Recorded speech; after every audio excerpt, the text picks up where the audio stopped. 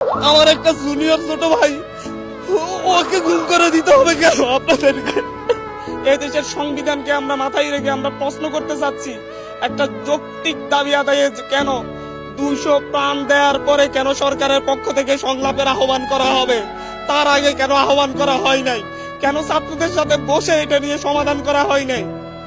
প্রত্যেকটা ক্ষেত্রে দমনের সিদ্ধান্ত কেন নিতে হবে একটি রাষ্ট্রকে? একটি স্বাধীন রাষ্ট্র কেন তারা দমন করবে, তারপরে দমন করতে না পারলে দাবি মেনে নিবে? এরকম সিদ্ধান্ত কাদের মাথা থেকে আসে? আজকে যে স্বরাষ্ট্রমন্ত্রীর আন্ডারের পুলিশ বাহিনী, যে স্বরাষ্ট্রমন্ত্রীর আন্ডারের র্যাব বাহিনী, যে স্বরাষ্ট্রমন্ত্রীর আন্ডারের বিজিবি বাহিনী, যাদের মাধ্যমে আমার ভাইয়েরা খুন হয়েছে, সেই স্বরাষ্ট্রমন্ত্রীর সাথে আমাদেরকে বসার জন্য আহ্বান জানানো হচ্ছে।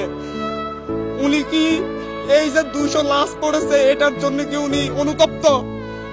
এটার জন্য কি উনি দায় স্বীকার করেছেন? উনি কি ক্ষমা চেয়েছেন? আমরা কিভাবে এই রক্ত খেকো মন্ত্রীদের সাথে আমরা আলোচনা করতে পারি, যারা রক্তের বন্যা বয়ে এই দেশে একটা অরাজক পরিস্থিতি সৃষ্টি করেছে? আমাদের সাথে আগেও বসা যেত, আমরা তো আলাপ আলোচনা করতে পারতাম, এর সমাধান হইতো। যে যুক্তিগুলা তুলে ধরতো, আমরা আমাদের যুক্তিগুলা তুলে ধরতাম, সুন্দর সমাধান কেউ হতে পারতো না? এই লাশগুলার দায় কে নিবে? আজকে এখানে আপনাদের কাছে দাঁড়িয়েছি অবিলম্বে আমাদের ভাইদের, যাদেরকে গুম করা হয়েছে, যাদের আমরা খোঁজ পাচ্ছি না, তাদের অবিলম্বে সন্ধান দিতে হবে। 24 ঘন্টার মধ্যে সন্ধান না দিলে আমি আমার ভাইদেরকে নিয়ে আমি রাস্তায় শুয়ে থাকবো। আমরা আমাদের ভাইদের খোঁজ না পাওয়া পর্যন্ত প্রয়োজন আমাদেরকেও গুম করে নিয়ে যান। আমরা কেন বাইরে থেকে কান্না করব? আমাদের ভাইদেরকে ক্যাম্পাসে রেসিডেন্সিয়ালের একটা 16-17 বছরের ছেলেকে গুলি করে মেরে বেড়া হয়েছে। পুলিশ বাহিনীর সাথে, র্যাবের সাথে, ডিজিএফআই এর সাথে লাঠি নিয়ে, অস্ত্র শস্ত্র নিয়ে সাদা পোশাকে ছাত্রলীগ যুবলীগ কেন হামলা করবে? বাংলাদেশের পুলিশ বাহিনী, বিজিবি এরা কি এতটা অপদার্থ হয়ে গিয়েছে যে আপনাদের সশস্ত্র গুন্ডা বাহিনীকে লাগবে আমাদের ভাইদেরকে নিধন করার জন্য? আমি আজকে সকালে পত্রিকা পড়তেছিলাম, পত্রিকায় দেখলাম যে বিভিন্ন মন্ত্রীরা, ক্ষমতাসীন দলের বিভিন্ন নেতারা হুমকি দিচ্ছেন এরপরে যদি আন্দোলন না থামে ওনারা দমন করবেন। ওনারা ছাত্র আন্দোলন দমন করার চিন্তা করেন। ওনারা ভুলে যাচ্ছেন 1952 সালে দমন করতে গিয়ে পাকিস্তানি হানাদাররা ব্যর্থ হয়েছে, 69-এ ব্যর্থ হয়েছে, 64-তে ব্যর্থ হয়েছে, 66-তে ব্যর্থ হয়েছে। ওনারা কিভাবে সফল হবে? আমি নিজে আতঙ্কিত। আমি এখানে এসেছি আমার জীবনের মায়া নিয়ে, আশপাশে ডিজিএফআই, ডিবির লোকজন ঘুরে বেড়া করতেছে। আপনাদের এখান থেকে উঠে যাওয়ার পর হয়তো আমারও আর খোঁজ পাওয়া যাবে না। এভাবে একটা সভ্য রাষ্ট্র চলতে পারে না, এভাবে কোন স্বাধীন রাষ্ট্র চলতে পারে না। প্রকাশ্যে আপনারা দেখেছেন আমাদের ভাইদেরকে উপর থেকে হেলিকপ্টার দিয়ে গুলি করে হত্যা করা হচ্ছে। এক নির্মম অরাজকতা এই দেশে নেমে আসছে, যার পরিপ্রেক্ষিতে আমাদের ভাইয়েরা 2 দিনের আলটিমেটাম দিয়ে সরকারকে এর বিরুদ্ধে ব্যবস্থা নেওয়ার কথা বলে 2 দিন আলটিমেটাম দিয়ে কর্মসূচি স্থগিত ঘোষণা করেছিল। কিন্তু তারপরও আজকে জগন্নাথ বিশ্ববিদ্যালয়ে গুলি হয়েছে। আমাদের সমন্বয়ক, সহ সমন্বয়ক সহ 60 জন ভাইকে খুঁজে পাওয়া যাচ্ছে না। আসিফ মাহমুদ ভাই, আবু বাকের মজুমদার, আব্দুল কাদের এবং রশিদুল ইসলাম রিফাত, এদেরকে খুঁজে পাওয়া যাচ্ছে না। ওদের বাবা মা মর্গে মর্গে তাদের সন্তানদের খোঁজ নিচ্ছেন, ডিবি অফিসে গিয়ে খোঁজ পাচ্ছেন না। একটা যৌক্তিক দাবি নিয়ে রাস্তায় নেমেছিলাম, সেই যৌক্তিক দাবির জন্য কেন আমাদের 200 প্রাণ দিতে হবে? একটি স্বাধীন রাষ্ট্র কেন তারা দমন করবে, তারপরে দমন করতে না পারলে দাবি মেনে নিবে? এরকম সিদ্ধান্ত কাদের মাথা থেকে আসে? এই যে 200 লাশ পড়েছে এটার জন্য কি উনি অনুতপ্ত? এটার জন্য কি উনি দায় স্বীকার করেছেন? উনি কি ক্ষমা চেয়েছেন?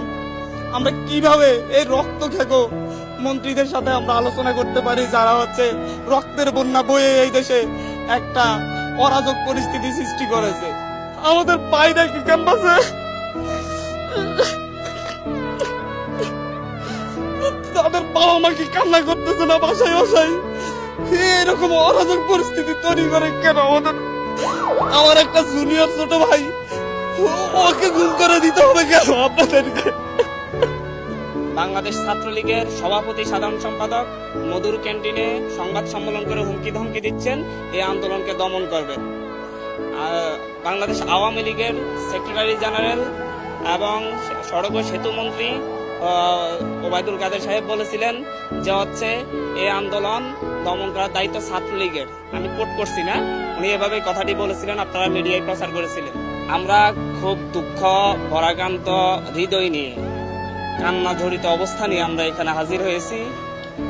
আমরা গত মাসের 2 জুন হাইকোর্টের একটা রায়ের পরিপ্রেক্ষিতে বাংলাদেশের শিক্ষার্থীদের বিরুদ্ধে যে কোটা বৈষম্য চলে আসতেছিল, সেই বৈষম্যের বিরুদ্ধে ছাত্ররা খুবই শান্তিপূর্ণভাবে দীর্ঘ সময় ধরে আন্দোলন করে আসছিলাম।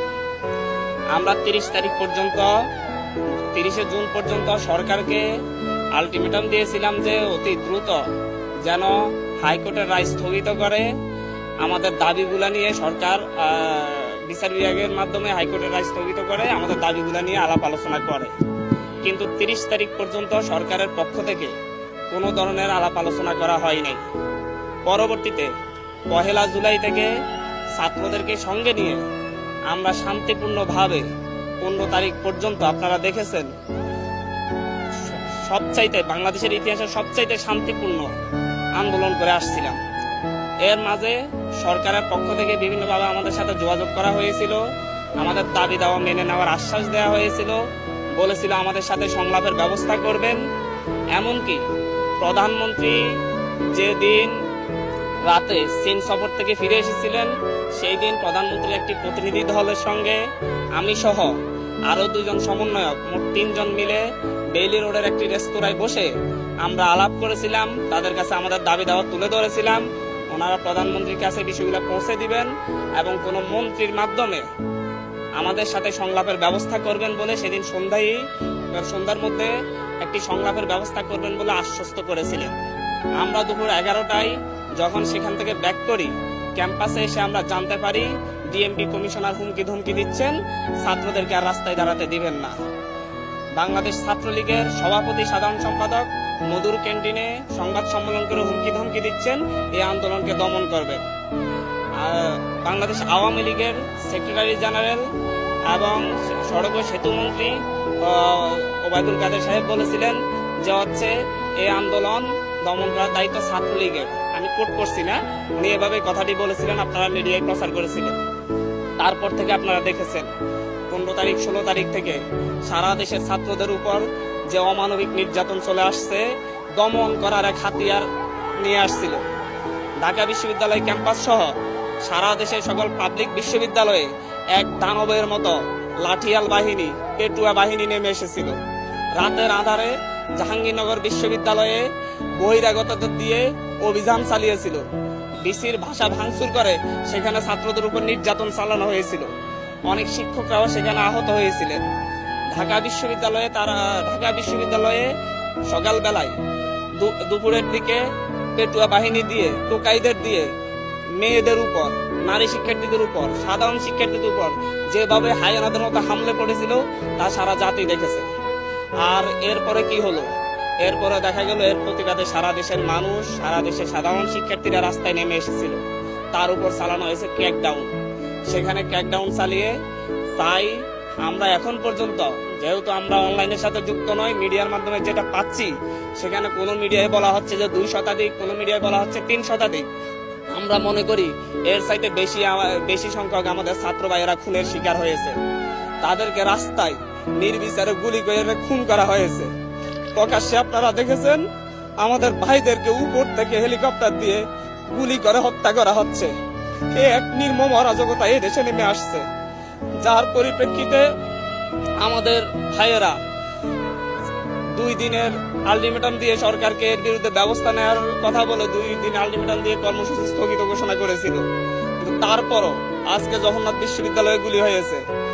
আমাদের সমন্বয়ক সহ 7 জন ভাইকে খুঁজে পাওয়া যাচ্ছে না।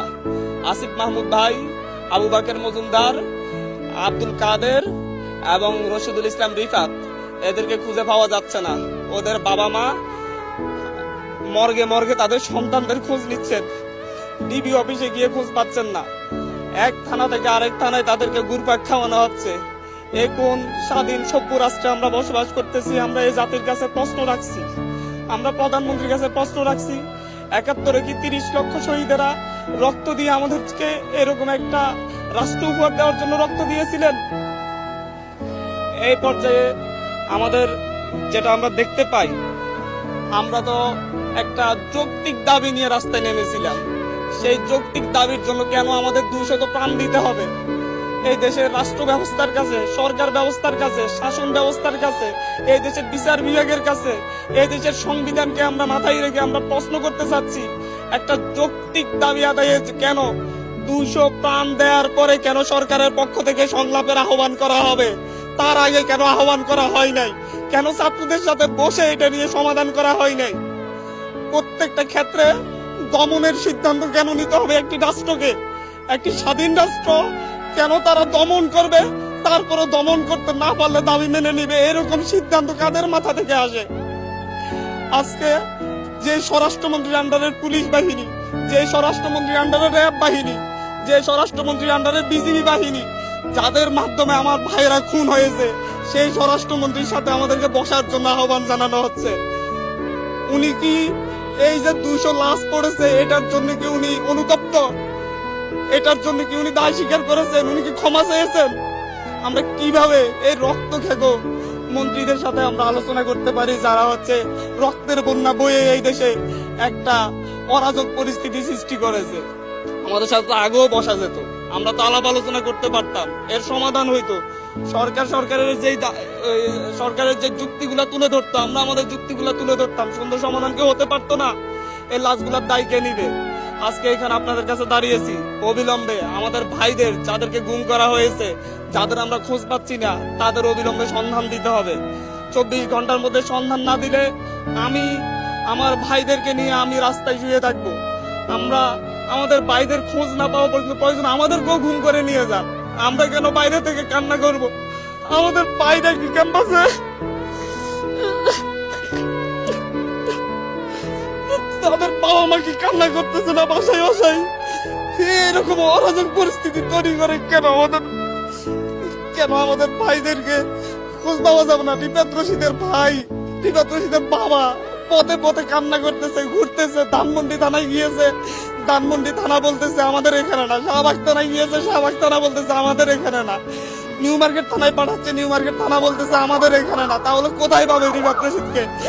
আমার একটা জুনিয়র ছোট ভাই, ওকে গুম করে দিতে হবে কেন আপনাদেরকে?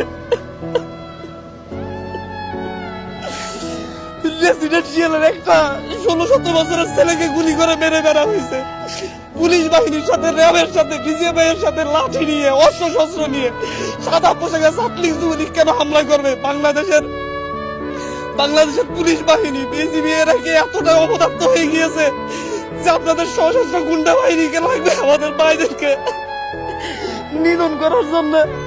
আমি আজকে সকালে পত্রিকা পড়তেছিলাম, পত্রিকায় দেখলাম যে বিভিন্ন মন্ত্রীরা, ক্ষমতাসীন দলের বিভিন্ন নেতারা হুমকি দিচ্ছেন এরপরে যদি আন্দোলন না থামে ওনারা দমন করবেন। ওনারা ছাত্র আন্দোলন দমন করার চিন্তা করেন।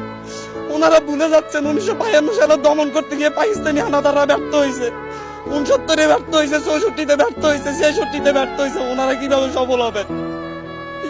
ওনাদেরকে এখনো বলবো, আমাদের প্রতিটা ক্যাম্পাসে নিরাপত্তা নিশ্চিত করুন, আমাদের ভাইদেরকে ছেড়ে দিন।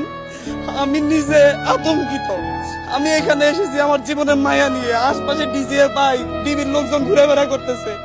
আপনাদের এখান থেকে উঠে যাওয়ার পর হয়তো আমারও আর খোঁজ পাওয়া যাবে না। এভাবে একটা সভ্য রাষ্ট্র চলতে পারে না, এভাবে কোন স্বাধীন রাষ্ট্র চলতে পারে না।